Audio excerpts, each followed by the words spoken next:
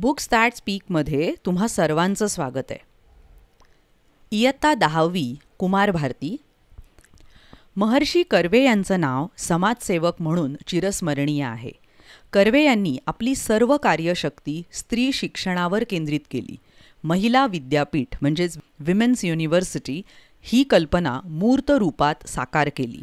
समाजासाठी केलेल्या एकूण महान कार्यासाठी महर्षी धोंडो केशव कर्वे यांना 1958 साली भारतरत्न हा सर्वोच्च नागरी पुरस्कार देऊन भारत सरकारने त्यांच्या कार्याचा गौरव केला.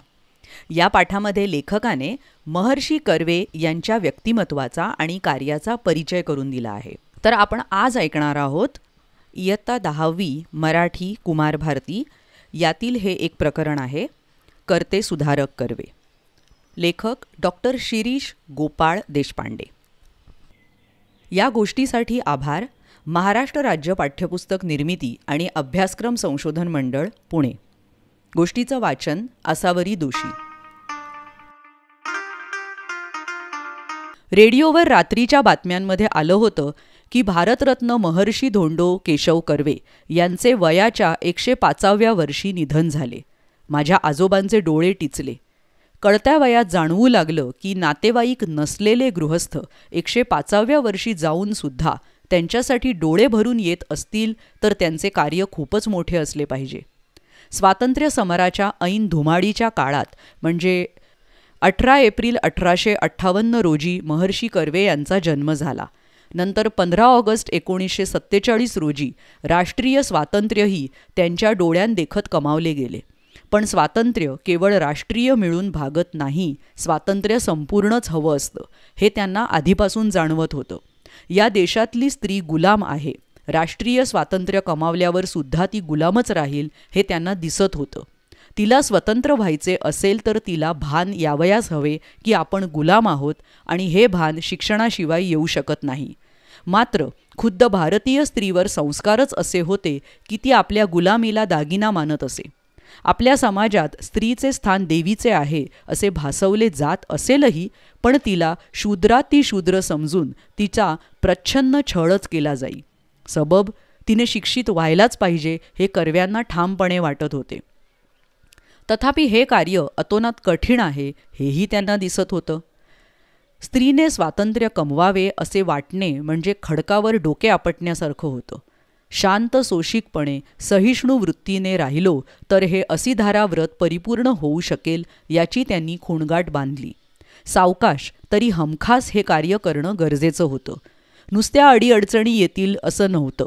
संपूर्ण समाजाविरुद्ध विद्रोह करावा लागणार होता. असं केलं तर समाज आपल्याला गिळून टाकायला येईल हे कळत होतं. पंडिता रमाबाई यांचे जीवनचरित्र आणि ईश्वरचंद्र विद्यासागर यांचे जीवन कार्य यातून महर्षी कर्वे यांना हुरूप मिळाला. ईश्वरचंद्रांनी पोथ्यांचा पिट्ट्या पाडून विधवा विवाह होऊ शकतो हे दाखवून दिलं. स्वतः विधवेशी विवाह करून कर्व्यांनी त्याचा वस्तुपाठ घालून दिला. सुरुवात त्यांनी स्वतःपासून केली म्हणून त्यांना बोलायची कोणास सोय उरली नाही. प्राध्यापक धोंडो केशव कर्वे हे कॉलेजमध्ये गणित शिकवत. विद्वत्तेचा ते महामेरू होते, त्यामुळे त्यांच्याशी वाद घालायला कोणी धजलं नाही. केवळ सत्पुरुषांचा छळ करावा एवढेच ऐतिहासिक कार्य तेव्हाच्या अज्ञ समाजाने केले. या समाजाबद्दल महर्षी अण्णासाहेब कर्वे अर्थातच क्षमाशील होते. त्यांना छळवादी समाजवृत्तीचा आधीपासूनच अंदाज होता. समाजाने केलेल्या धक्काबुक्कीत अण्णासाहेबांचे कपडे फाटत. रोज त्यांना आपला शर्ट नाही तर कोट जिथे फाटला तिथे शिवून घ्यावा लागत असे. फाटके कपडे ते वापरत नसत. गावातील सुशिक्षित समजल्या गेलेल्या लोकांनी ससे होलपट चालवली तरी कर्व्यांनी ना त्यांना शिव्याशाप दिले ना आपल्या कार्यातून कर्वे विचलित झाले. जसे संत ज्ञानेश्वरांचाही छळ झाला होता पण त्यांच्या साहित्यात ते कुठेही उमटलं नाही, तसंच कर्व्यांचे आचरण ज्ञानेश्वरांच्या कवितेसारखेच राहिले. महर्षी कर्वे यांनी अनाथ बालिकाश्रमाची मुहूर्तमेढ रोवली. कालांतराने बालिकाश्रमाचे हिंगणा इथे स्थलांतर करून हिंगणे स्त्री शिक्षण संस्था असे त्यांनी तिचे नामांतर केले. पै पैचा निधी व मुरुड निधी त्यांनी जमवला.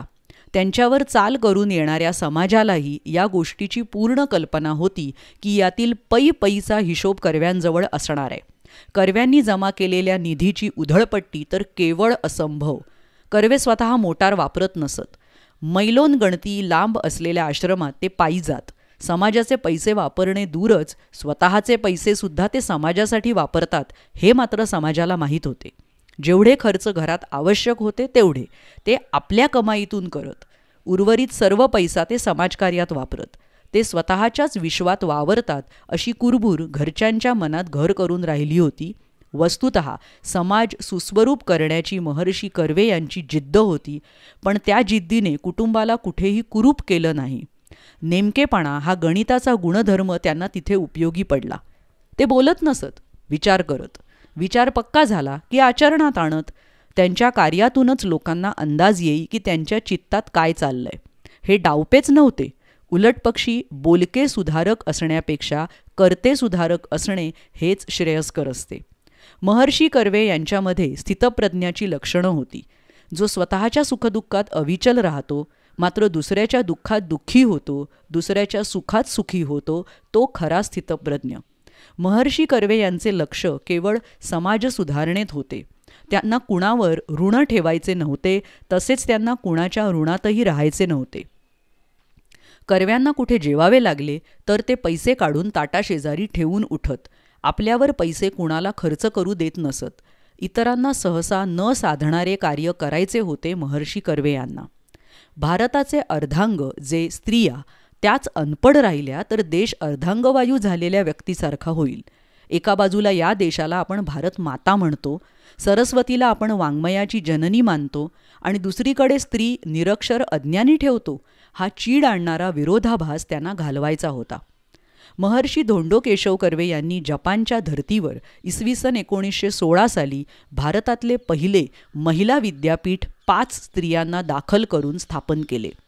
आगबोटीने प्रवास करण्याच्या त्या जुन्या जमान्यात महर्षी कर्व्यांनी जगप्रवास करून स्त्री शिक्षणाचे महात्म्य सर्वत्र बिंबवले.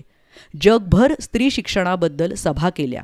स्त्री ही स्वाभिमानी असली पाहिजे, ती शिकली पाहिजे, उच्च विद्या विभूषित होऊन पुरुषांशी स्पर्धा करू शकली पाहिजे, हे त्यांचे स्वप्न होते. त्यात त्यांना 2 कार्ये करावयाची होती. एका टोकावर स्त्री साक्षर करणे हे जटिल कार्य व दुसऱ्या टोकावर तिला पुरुषांच्या बरोबरीने स्पर्धेत उतरवणे हे अटीतटीचे कार्य. पुरुषप्रधान संस्कृतीमध्ये स्त्रियांवरील पारतंत्र्याचे जोखड उखडून टाकावे हे महाकठीण काम होते. गुरुत्वाकर्षणाविरुद्ध पृथ्वीबाहेर पडणाऱ्या रॉकेटसारखीच क्षमता तिथे आवश्यक होती.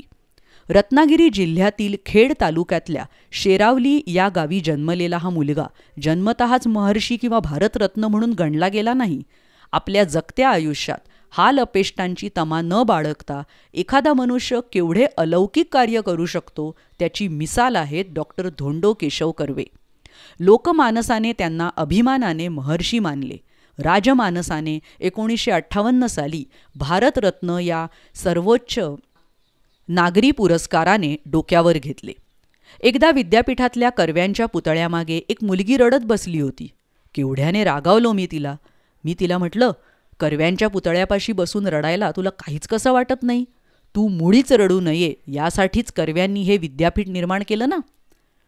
स्त्री शिक्षण होतच आहे. महर्षी अण्णासाहेब कर्वे यांच्या कर्तेपणाने SNDT महिला विद्यापीठ निर्माण झाले. महिला शिकतात, पण जोवर पुरुष खऱ्या अर्थाने शिक्षित होत नाही तोवर स्त्रियांवरले अत्याचार थांबतील असे वाटत नाही. परंपरागत संस्कारांमुळे कित्येक पुरुषांच्या हे ध्यानातच येत नाही की आपण आपल्या आईशी, बहिणीशी, बायकोशी, कन्येशी पुष्कळदा चुकीचे वागतो. स्त्री ही दुय्यम नागरिक किंवा वस्तू नाही. तिलाही तिची स्वप्ने, भावभावना, आकांक्षा, विचार असतात. तिचे हे अस्तित्व मानायला शिकवणं म्हणजे पुरुष शिक्षण. पुरुष शिक्षित झाला की त्याला स्त्री स्वातंत्र्याचा अर्थ उमजेल. पुरुषांचेही शिक्षण झाले की भारतरत्न महर्षी धोंडो केशव उपाख्य अण्णासाहेब कर्वे या कर्त्या सुधारकाने सुरू केलेले महान कार्य पूर्णत्वास जाईल. मग डोळे टिचणार नाहीत, तिथे हसू फुलेल.